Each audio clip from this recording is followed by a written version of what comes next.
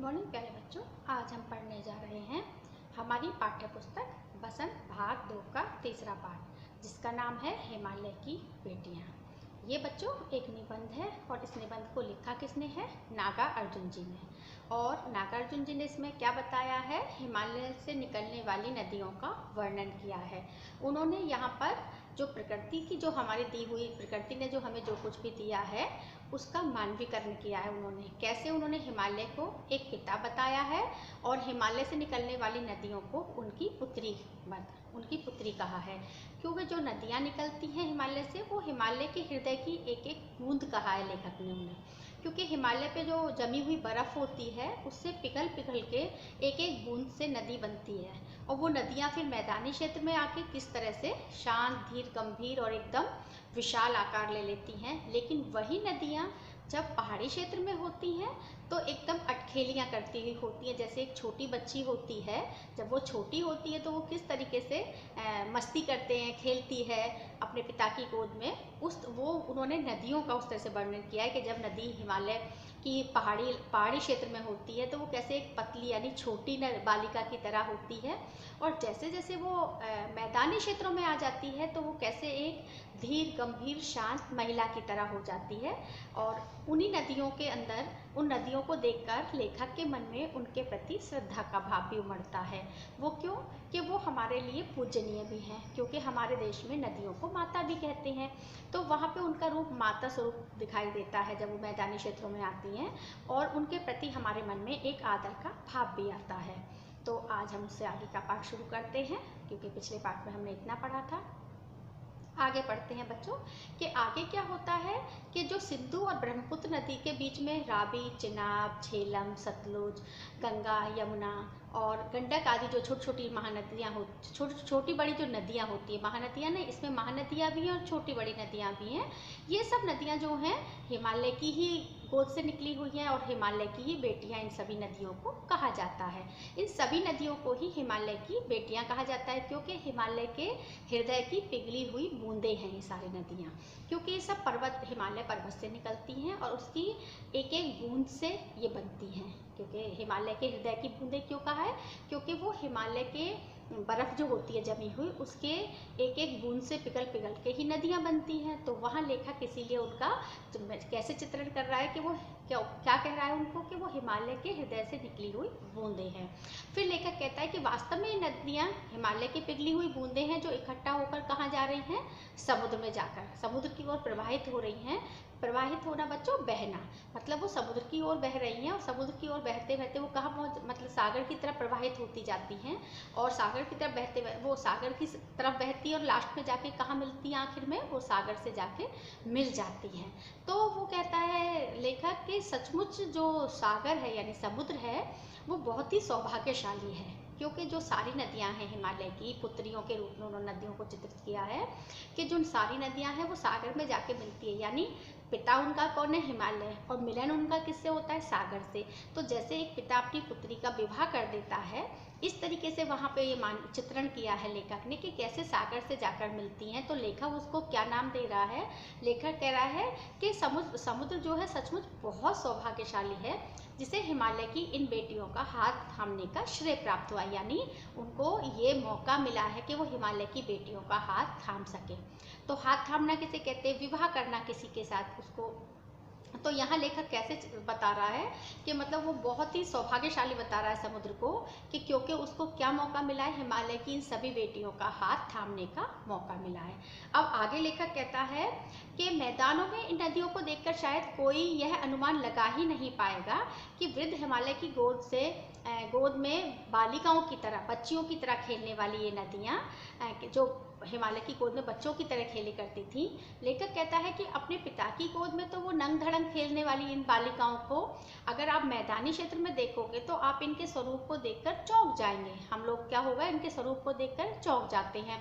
क्योंकि इनका जो इतना लुभावना स्वरूप वहाँ पे दिखाई देता है, जैसे ही मैदानी क्षेत्र से आके ये जंगलों की तरफ आती है, क्योंकि कितने ही वन पड़ते हैं बीच में। जो नदी आती है जब हिमालय से निकलती है तो मैदानी क्षेत्र में आती है नदियाँ। मैदानी क्षेत्र के बाद वो कितने जंगलों के वन कहते हैं जंगलों को, तो वो कितने ही वनों को पार करते हुए नदियाँ आती हैं। तो क्या इनको पार करते हुए जब ये नदियाँ आती हैं तो क्या इनको बिल्कुल भी अपने पिता की याद ना आती होगी? क्योंकि जब हम बाद में आएंगे तो हमें अपने पिता की याद तो आएगी। तो वो कहते हैं क्या इन नदियों को अपने पिता की याद नहीं आती होगी? इन्हें उस हिमालय के बारे में सोचते होंगी, क्योंकि जब हम बहुत दूर चले आते हैं किसी से जिसके साथ हमने बचपन गुजारा है अपना, और उस स्थान से हम दूसरे स्थान पे आ जाएं तो हमें वहाँ की याद तो आएगी। तो वो कहता है कि ये, लेकिन यह रूप इतना लुभावना होता है, और वो यही कह रहा है कि क्या इनको वापस अपने पिता की याद ना आती होगी? जरूर आती होगी, क्योंकि ये अपना बचपन तो जरूर सोचती होंगी। तो यहाँ लेखक वही कह रहा है कि ये आगे बढ़ने की जो इनकी चाह है नदियों की, ये आगे बढ़े जा रही हैं, बढ़े जा रही हैं, और जाके सागर से मिल जाती हैं। तो इनको जब ये पीछे मुड़ के देखती होंगी तो इनको याद तो जरूर सताती होगी। अब आगे लेखक कहता है, क्योंकि बहुत सारे जो हमारे कवि हुए हैं उन्होंने नदियों को के ऊपर बहुत सुंदर सुंदर कविताएं लिखी हैं, नदियों पे, पहाड़ों पे बहुत सुंदर सुंदर कविताएं लिखी हैं। तो इसी तरह से जो काका कालेलकर हैं उन्होंने भी नदियों को क्या कहा है? लोकमाता कहा है। क्योंकि लोकमाता क्यों कहा है उन्होंने नदियों को? इसलिए कि नदी हमारा पालन पोषण करने वाली है। और नदी हमारा पालन पोषण कैसे करती हैं? कि वो नदियों से ही हमें जल मिलता है पीने के लिए, नदियाँ ही सिंचाई के लिए पानी हमें देती हैं, जिससे हमारी खेती अच्छी होती है। नदियों से ही बच्चों, नदियों के ऊपर बांध बनाए जाते हैं जिससे कि बिजली प्राप्त होती है हमें। तो जो हमारा पालन पोषण करती है उसको माँ का दर्जा कहते हैं। जैसे हम एक माँ अपने बच्चों का पालन पोषण करती है, ऐसे ही नदियाँ हमारा पालन पोषण करती हैं। तो इसलिए यहाँ पे जो काका कालेलकर हैं उन्होंने नदी को लोकमाता भी कहा है। और लेखक ने नदियों को बहुत सारे रूपों में नदी के बहुत सारे रूप दिए हैं। वो नदियों को बहुत सारे रूप देते हैं, जैसे माता का, बेटी का, प्रेयसी का। जो कालिदास है उन्होंने उसको प्रेयसी का रूप दिया है कि अपने मेघदूत में, उनका जो काव्य ग्रंथ है मेघदूत, उसमें उन्होंने जो है नदियों को प्रेयसी का वो दिया है। क्योंकि और लेखक ने इनको माता, बेटी, पुत्री, और लेखक ने क्या किया, इनके साथ एक नाता और जोड़ दिया है ममता का। वो किस चीज़ का नाता जोड़ा है? बहन का। लेखक इनके साथ एक नाता और जोड़ रहा है अपना, वो किस चीज़ का? बहन का नाता। वो कैसे कि जब जो लेखक है हमारा, वो जब ब्रह्मपुत्र के पास, ब्रह्मपुत्र नदी के पास जाकर बैठता है, वो सॉरी ब्रह्मपुत्र नहीं, सतलुज नदी के पास, जो लेखक है हमारा वो जब सतलुज नदी के किनारे जाके बैठता है, कब बैठता है? जब वो बहुत परेशान होता है। जब लेखक कहता है कि वो जब सतलुज नदी के किनारे बैठा करता था, तिब्बत एक जगह है जहाँ पे वो रहता था, मतलब घूमने गया था या वहाँ रहता था उस समय था, तो वो बहुत परेशान था लेखक। तो वो क्या कहता है कि वो वहाँ पे सतलुज के किनारे जब बैठा करता था, परेशान होता था, तो नदी के किनारे जाकर बैठ जाया करता था। और वहाँ जाकर वो जब बैठता था तो थोड़ी देर में ही उसकी सारी परेशानियाँ हल हो जाती थी। मतलब वो वहाँ नदी का जो वातावरण था, उसके पास बैठ के जो कितनी भी उसकी मुश्किल हो, जो वहाँ पहुँचते ही उसकी वो मुश्किलें चुटकी बजाते ही हल हो जाती थी।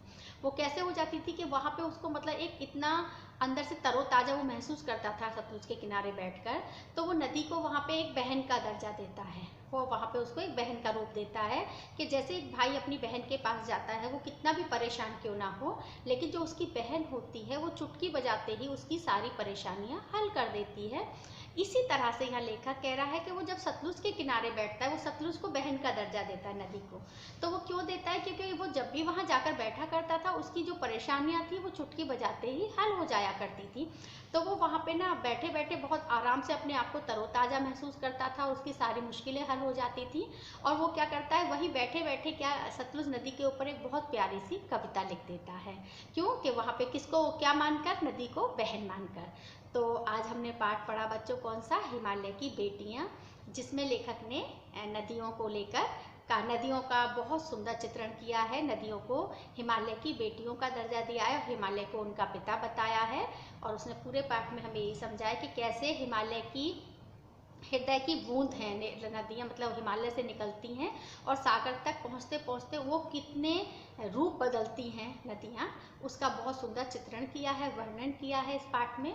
तो आज का पाठ इतना ही बच्चों। पाठ आपको समझ में आया होगा। और पाठ के लेखक जैसे मैंने बताया नागार्जुन जी हैं। ये एक निबंध है बच्चों, तो पाठ समझ में आ गया आपको। आज की क्लास में इतना ही बच्चों, तो आज पाठ खत्म करते हैं। बाय बाय बच्चों।